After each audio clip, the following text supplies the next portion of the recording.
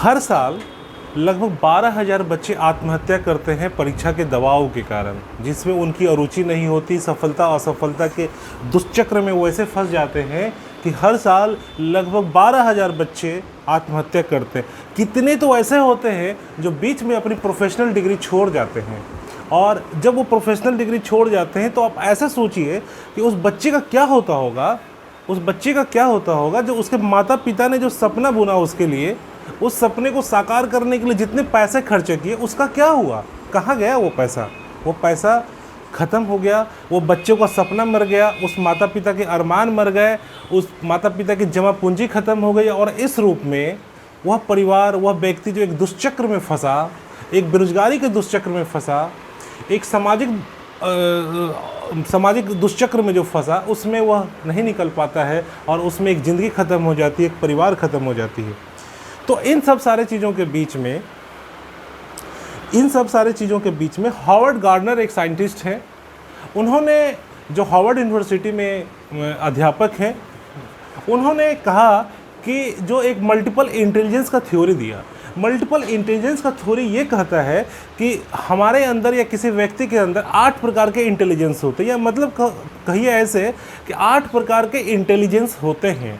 और वो ज़माना गया कि जब हम सारे बच्चे को सिर्फ एक ही तरीके से पढ़ाते थे, या फिर जो बच्चे मैथ में अच्छे होते थे हम उन्हीं को तेज़ बोलते थे, जो इंग्लिश में तेज़ होते थे उन्हीं को तेज़ बोलते थे। तो इन्होंने कहा कि नहीं, कि ऐसे बच्चे होते हैं जो 8 प्रकार के होते हैं। जैसे कुछ बच्चे होते हैं वर्ड स्मार्ट होते हैं, कुछ बच्चे होते हैं नंबर स्मार्ट होते हैं, इनका मैथमेटिक्स अच्छा होता है। वर्ड स्मार्ट वाले जो बच्चे होते हैं उनका लैंग्वेज वगैरह अच्छा होता है, लय पीच बोलने की क्षमता उनकी बहुत अच्छी होती है। कुछ बच्चे ऐसे होते हैं पिक्चर स्मार्ट होते हैं, जो पिक्चर को देख लेते हैं, किसी व्यक्ति के पर्सनैलिटी को आइडेंटिफाई कर लेते हैं, रास्ता नहीं भूलते वो, ठीक है, डिस्टेंस वगैरह के बारे में उनका अच्छा आकलन हो जाता है, अच्छे ड्राइवर होते हैं ये। वो कुछ उसी तरह बॉडी स्मार्ट का करने का मतलब होता है कि कुछ बच्चे ऐसे होते हैं जो व्यक्ति के मानव के स्वभाव के बारे में, ठीक है, कि कौन व्यक्ति कैसे रिएक्ट करता है, कब करता है, वह क्या कर सकता है, क्या नहीं कर सकता, इसके बारे में वो आकलन करता है। दैट मीन्स बॉडी स्मार्ट होता है। कुछ बच्चे ऐसे होते हैं जो म्यूजिक स्मार्ट होते हैं, जो म्यूजिक बनाना, ठीक है, म्यूजिक का जो आइडेंटिफिकेशन करना, सुर लय ताल आलाप वगैरह, इसमें स्मार्ट होते हैं, इन्हें भी स्मार्ट कहा जाता है। और कुछ लोग पीपुल्स स्मार्ट होते हैं, जिनको कि जनता के बीच में परख होती है कि जो सोसाइटी में जाते हैं कैसे घुले मिलें, कैसे लोगों को मोबिलाइज करें, कैसे लोगों को जो है कि एक जगह इकट्ठा करें, कैसे मोटिवेट करें, वो पीपुल्स स्मार्ट होते हैं। कुछ लोग सेल्फ स्मार्ट होते हैं, और कुछ लोग नेचर स्मार्ट होते हैं। और जो नेचर स्मार्ट होते हैं वो पक्षियों की चहचहाना, पौधों के बारे में जानना, कौन सा पौधा कहाँ है, कौन सा पौधा मुरझा रहा है, क्यों मुरझा रहा है, इन सब सारे चीज़ों का ये बायोलॉजी वाले बच्चे हो जाते हैं। तो कहने का मतलब उन्होंने कहा कि सिर्फ मैथ और इंग्लिश ही नहीं एक बच्चे की योग्यता का परीक्षण है, बल्कि इसके अलावा ऐसे बहुत सारे 8 मल्टीपल इंटेलिजेंस है, और उस 8 मल्टीपल इंटेलिजेंस में ये सारे चीज़ें आते हैं।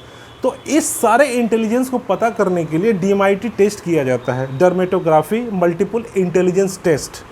डर्मेटोग्राफी मल्टीपल इंटेलिजेंस क्या है?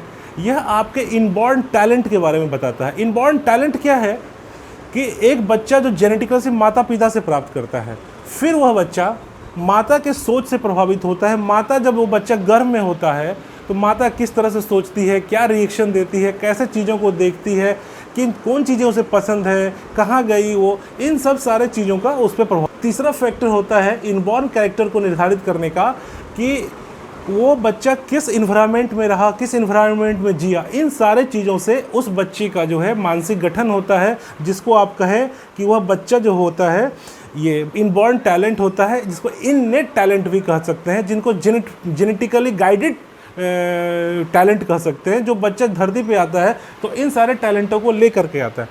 ये सारे टैलेंट जो होते हैं वह बच्चों के पास होता है। अब इन बच्चों को हमारे स्कूलिंग के द्वारा, हम इन्वायरमेंट के द्वारा, उसको मोटिवेशन के द्वारा हम उसको एक्वायर्ड नॉलेज देते हैं।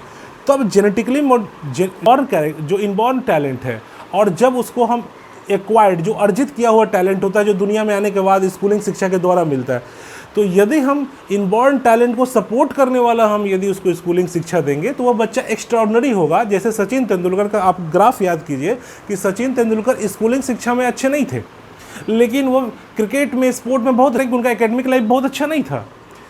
तो मेरा ये कहना ये है कि DMIT टेस्ट के द्वारा आपके पास ये पता चल जाता है कि आपका इनबॉर्न टैलेंट क्या है, और इन इनबॉर्न टैलेंट के द्वारा जब आप पता करते हैं तो बच्चे का जो इंटरेस्ट क्या है, रुचि क्या है, क्या उसका इंटेलिजेंस है, इनबॉर्न और एक्वायर्ड में इनबॉर्न क्या है, उसका एक्वायर्ड क्या है, उसका जो, जैसे यहाँ आप देखिए ये दो हेमिस्फीयर है माइंड का, एक हेमिस्फीयर जो है वो राइट है, एक लेफ्ट है। हम जानते हैं कि ये लेफ्ट हेमिस्फीयर है, ये राइट हेमिस्फीयर है। राइट हेमिस्फीयर जो होगा वो लेफ्ट हाथ होता है उससे ये डिनोट होता है, और ये लेफ्ट हेमिस्फीयर जो है ये राइट हैंड की एक्टिविटी से डिनोट होता है। अब ये आप देखिए कि जिसका राइट हैंड से काम करता है या जिसका लेफ्ट ब्रेन एक्टिव होता है वो एनालिटिकल होगा, नंबर से स्मार्ट होगा, लैंग्वेज उसकी अच्छी होगी, रीजनिंग अच्छा होगा, लॉजिक अच्छा होगा, साइंस और मैथ अच्छा होगा।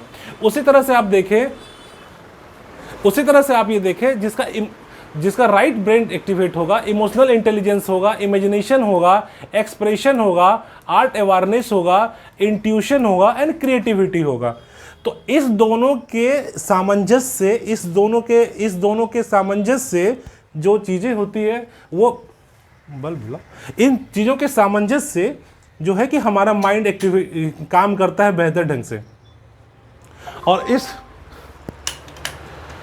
इस रूप में हम लोग काम करते हैं। ठीक है, तो हम ये चल रहे थे कि ये माइंड का हो गया। अब ये देखेंगे कि हमारे हाथ में जो कुछ चीज़ें होती है, हमारे हाथ में कुछ, जैसे लाइफ पॉजिटिव मिशन का ये ग्राफ है। लाइफ पॉजिटिव मिशन के ग्राफ में आप देखें कि ये माइंड के लोब्स हैं, 1 2 3 4 लोब। यहाँ 4 लोब्स में जो है फ्रंटल लोब्स जो है, और फ्रंटल लोब्स को दोनों को कभी कभी एक ही माना जाता है, कभी कभी 2 माना जाता है। ठीक है, तो ये जो फ्रंटल लोब्स है और प्री फ्रंटल लोब्स है, तो प्री फ्रंटल लोब्स से एजुकेशन, कॉग्निटिव के बारे में पता चलता है, क्या क्षमता है इसका, क्या एबिलिटी है इसका। उसके बाद फ्रंटल से emotion, reasoning, planning, movement, parts of speech, creativity, judgment, problem solving and planning पता चलता है। उसी तरह से पैराइटल लोब्स होते हैं। ये पैराइटल लोब्स जो मोटर्स होता है, फाइन मोटर्स और ग्रॉस मोटर्स, जिसे पैर हाथ चलाना, भौं चलाना, उंगली नचाना, ये पैराइटल लोब से होता है। अब देखिए सेंस, टच का, पेन का, टेस्ट का, प्रेशर का, टेम्परेचर का, लैंग्वेज का, ये चीज़ें यहाँ से प्रेशर पता चलती हैं। उसी प्रकार से आपका ऑसिपिटल लोब होता है। उसी प्रकार से ऑसिपिटल लोब है, ये आपका विजन से, आँखों से है, जिसका ये एरिया डेवलप होगा। ऑसिपिटल जिसका डेवलप होगा वो एरिया एबिलिटी टू रिकॉग्नाइज होगा, ऑब्जेक्ट्स को आइडेंटिफाई करेगा बढ़िया ढंग से, और रिस्पॉन्सिबल फॉर विजन होगा। आँखों के लिए वो ज़्यादा अलर्ट और अटेंटिव होगा। टेम्पोरल वाला एरिया जिसका होगा, आप इसको देखें कि हियरिंग अच्छा करेगा, वो मेमोरी अच्छा करेगा, मीनिंग, लैंग्वेज, कहने का मतलब टेम्पोरल जिसका अच्छा होगा उसकी बोलने की, उसके सुनने की क्षमता अच्छी होगी। आप देखे होंगे कि जो बच्चा ये सुन नहीं सकता वो गूंगा भी होता है। ठीक है, दैट ये हुआ कि जो सुनने में स्मार्ट होता है वो बोलने में भी स्मार्ट होता है। कहने का मतलब ये हुआ कि यदि आपकी लिसनिंग पावर खराब हो जाती है तो स्पीकिंग पावर भी खराब हो जाती है। और यही कारण है कि बहुत सारे विद्वानों ने कहा है कि अच्छे वक्ता होने के लिए अच्छा लिसनर होना चाहिए। तो टेम्पोरल लोब्स इसके लिए जिम्मेदार होता है। जिस बच्चे का टेम्पोरल लोब्स, बच्चे की जो लर्निंग हैबिट्स होगी उसमें आप जो है साउंड्स का बड़ा महत्व होता है, वो सुन के ज़्यादा याद करेगा। हालांकि हम लोग ये मानते हैं कि हमारी 5 ज्ञानेंद्रियाँ होती है जो हमें वातावरण से जोड़ के रखती है और हमारे कॉग्निटिव सेंस को डेवलप करती है। लेकिन इस 5 ज्ञानेंद्रियों में जो हमारा जो सुनने की क्षमता है, जो मेरा ऑडिटरी पार्ट्स है वो यदि ज़्यादा डेवलप होता है तो हम क्या करते हैं कि हम किसी चीज़ को सुन के याद करते हैं, म्यूजिक वगैरह से रिलेटेड होते हैं। ठीक है, सुन के पढ़ाई करता है वो बच्चा ज़्यादा। जिसका ऑप्टिकल वाला लोब सब ज़्यादा बड़ा होता है वो बच्चा देख के याद करता है। सपोज कीजिए कि कोई बच्चा देख के याद करता हो ज़्यादा, और उसको आप, ठीक है, कि एक गुस्सा वाला चेहरा बना के उसको आप, जिसका ऑप्टिकल लोब्स ज़्यादा अच्छा है, सेंसिटिव है, तो देख के याद करेगा। जैसे स्कूल के शिक्षा में मास्टर साहब ब्लैक बोर्ड पे लिखते हैं तो बच्चा देख के सीखता है, ऑप्टिकल लोब आ जाता है। बच्चा सुन के पढ़ता है तो दैट मीन्स उसका टेम्पोरल लोब्स आ गया। तो ये बच्चा स्कूलिंग शिक्षा में ये लोग ठीक होता है। ठीक है, और एक संतुलन होनी चाहिए। लेकिन हाँ, इसी में पैराइटल लोब्स वाले कुछ बच्चे होते हैं। आपने व्यक्तिगत ज़िंदगी में देखा होगा कि बहुत सारे माता पिता अपने बच्चे को होमवर्क देते हैं और बच्चा एक हाथ से पढ़ रहा होता है और दूसरे हाथ से कलम को ऐसे कर रहा होता है, ठीक है। माता पिता देखता है, बोलता है कि अरे तुम क्या कर रहे हो, पढ़ाई नहीं कर रहे हो, तुमको जो काम मैंने दिया वो कर नहीं रहा, चलो हटाओ फिर ठीक से बैठ के पढ़ो। बच्चा ठीक से पढ़ने लगता है, कलम उसका पेन ले लिया जाता है। जब उसका पेन ले लिया जाता है फिर वह दूसरे किसी ऑब्जेक्ट को लेकर के हाथ में नचाने लगता है। दैट मीन्स कि वह बॉडी से कनेक्ट होकर पढ़ता है, और इस रूप में जब पढ़ता है तो उसके दिमाग में चीज़ें अच्छे से जाती है। यदि इस रूप से उसको रोक दिया जाएगा तो वह बच्चा लर्निंग पैटर्न में कम होगा। और इन सब सारे चीज़ों की पहचान जो होती है हमारे ये DMIT टेस्ट के द्वारा होता है, डर्मेटोग्राफी मल्टीपल इंटेलिजेंस टेस्ट के द्वारा होता है। इससे हम ये पता करते हैं कि कौन सा बच्चा किस गिफ्ट को लेकर आया है, भगवान ने उसमें कौन सा ज्ञान दिया है, कौन सी ऐसी चीज़ें दी है जो दूसरे से अलग है। सारी चीज़ें उसमें होती है लेकिन कुछ चीज़ें उसमें ज़्यादा बढ़ी हुई होती है, ज़्यादा उच्च एफिशिएंसी के साथ होता है, वो फ्लॉलेस होता है। तो इसका DMIT टेस्ट का जो है आजकल के युग में शादी वादी के मैच में भी आता है कि दो पेयर है, दो व्यक्ति है, उनकी शादी होने वाली है, लड़का का कौन सा गुण है जो इनबॉर्न लेके आया है, लड़की का कौन सा जो आते हैं ये मिलाते हैं। उसके साथ ये भी एक नेसेसरी हो गया, बहुत लोग करते हैं जो अच्छे एजुकेटेड होते हैं, जो भविष्य को देखते हैं, जो ज़्यादा एनालिटिकल होते हैं, ज़्यादा समझदार होते हैं, वो इसको भी करते हैं, DMIT टेस्ट कराते हैं लड़का लड़की का और उससे फिर पहचान करते हैं। इसके साथ साथ आप देखेंगे कि कॉरपोरेट में जो बहुत सारे कर्मचारी को हायर किया जाता है तो वहाँ भी DMIT टेस्ट किया जाता है। इस DMIT टेस्ट के द्वारा वहाँ से ये पता किया जाता है कि ये जो मेरा वर्कर है इस फील्ड में अच्छा करेगा, मेहनत कर सकेगा कि नहीं कर सकेगा, लॉजिकल वाला पार्ट अच्छा है या इसका नंबर स्मार्ट है, दैट मीन्स मैथमेटिक्स का पार्ट अच्छा है या इसका टेम्पोरल वाला है। इस चीज़ों का पता लगाया जाता है और उसके स्पेसिफिक उसमें काम दिया जाता है ताकि उसकी एफिशिएंसी। जब आप मैनेजमेंट में जाएंगे तो बहुत सारे मैनेजमेंट के लॉज हैं, फिलॉसफी है, उसमें आप देखेंगे हॉथर्न प्रयोग इसी तरह के जो कॉरपोरेट के एक्टिविटियों से जुड़ा हुआ है। फिर एक चीज़ मैं आप लोग को एक अपना अनुभव सुनाता हूँ। यदि डिफ्लेक्सिया किसी को है और ऑप्टिकल वाले को, जैसे डिफ्लेक्सिया एक बीमारी होती है, ठीक है, वो जैसे सपोज कि जो उसका लर्निंग हैबिट्स है, ठीक है, तो वो उसका जो ऑप्टिकल वाला पार्ट है, ऑसिपिटल लोब्स वाला पार्ट है, वो ज़्यादा डेवलप है, वो देख के ज़्यादा चीज़ों को सुनता है। लेकिन आप उसको क्या करते हैं, उसको कान से ज़्यादा सुनवाते हैं, उसको मतलब आवाज़ से सुनवाते हैं। तो क्या होगा कि जिसका आँख से देख करके जो ज़्यादा सीखता है, ज़्यादा पढ़ता है, और यदि वो कान वाला एरिया उसका हम करेंगे तो क्या होगा, बच्चे की अरुचि हो जाएगी, बच्चा अच्छा परफॉर्मेंस नहीं करेगा, डिफ्लेक्सिया के लक्षण उसमें दिखने लगेंगे, ठीक है। तो कहने का मतलब ये है कि ये जो हमारे माइंड्स हैं, ये हमारे जो माइंड्स हैं जो हमारे माइंड्स हैं, ये माइंड्स 10 लोब में प्रभावित है, 10 लोब में बटा हुआ है ये माइंड, ठीक है। और इस माइंड में होता क्या है कि जब बच्चा पेट में आता है तो माता पिता का जेनेटिक्स आता है, फिर वो वातावरण आता है, माता कैसे सोचती है, तो ब्रेन का जो कॉर्टेक्स है, जो कॉर्टेक्स कभी मरता नहीं, हमेशा जिंदा रहता है, एक बार मर जाता है तो फिर जिंदा नहीं होता। वो कॉर्टेक्स माइंड में, ब्रेन के अंदर पूरा बटा हुआ होता है 10 लोब्स में।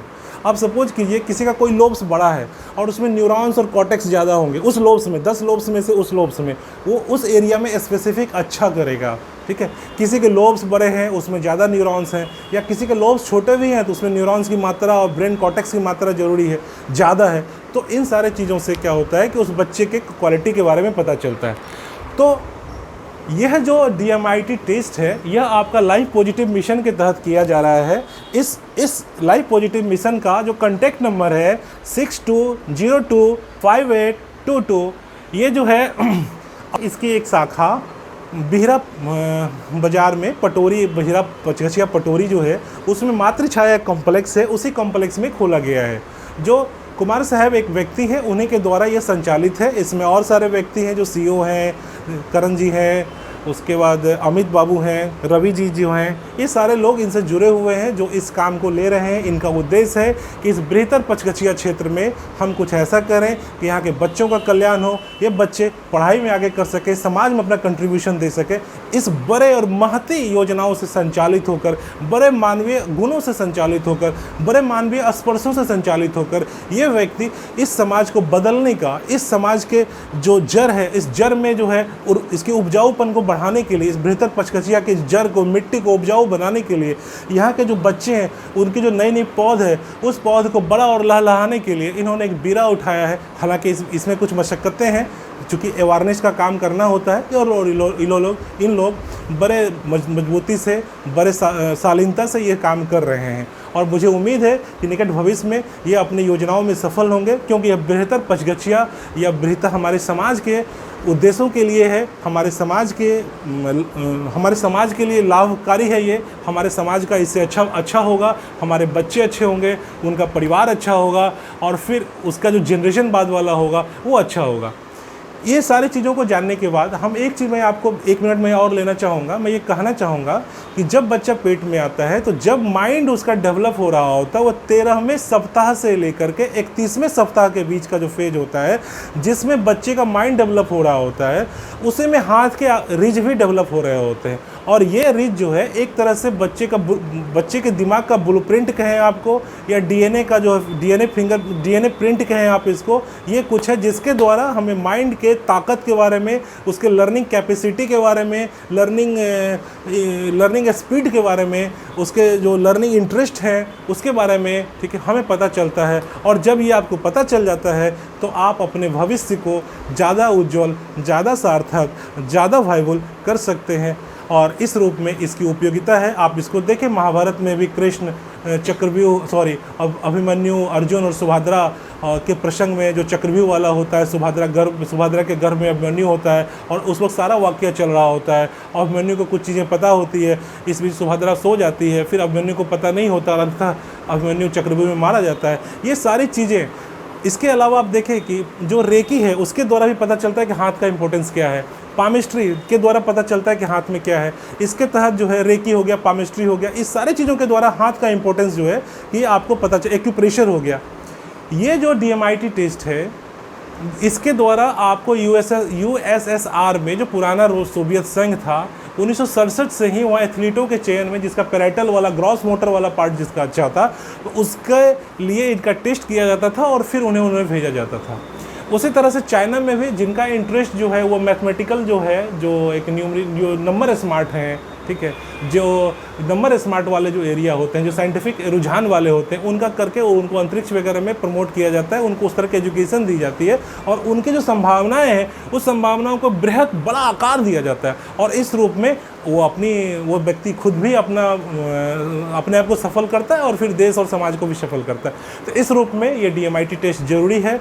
और आज के डेट में यदि हमें हमारी योग्यताओं के बारे में पता चले, हमारी खूबियों के बारे में पता चले, हमारी खामियों के बारे में पता चले, तो हम अपनी खूबियों को बढ़ा सकते हैं, खामियों को समय रहते हुए कम कर सकते हैं, और इस रूप में अपना हम सुधार कर सकते हैं। यह व्यक्ति के लिए बहुत ही ज़रूरी है, इसलिए हमें DMIT टेस्ट समय रहते कराना चाहिए। और वर्तमान में बृहत्तर पचकचिया जो सहरसा का एक पार्ट है, और इस पर में बिहरा बाजार है पटोरी, वहाँ पे मातृ छाया कॉम्प्लेक्स में ये इसका टेस्ट किया जा रहा है। इसलिए हम सबों को इस टेस्ट को कराना चाहिए, इस मुहिम को बल देना चाहिए, और समाज में साइंटिफिक टेम्परामेंट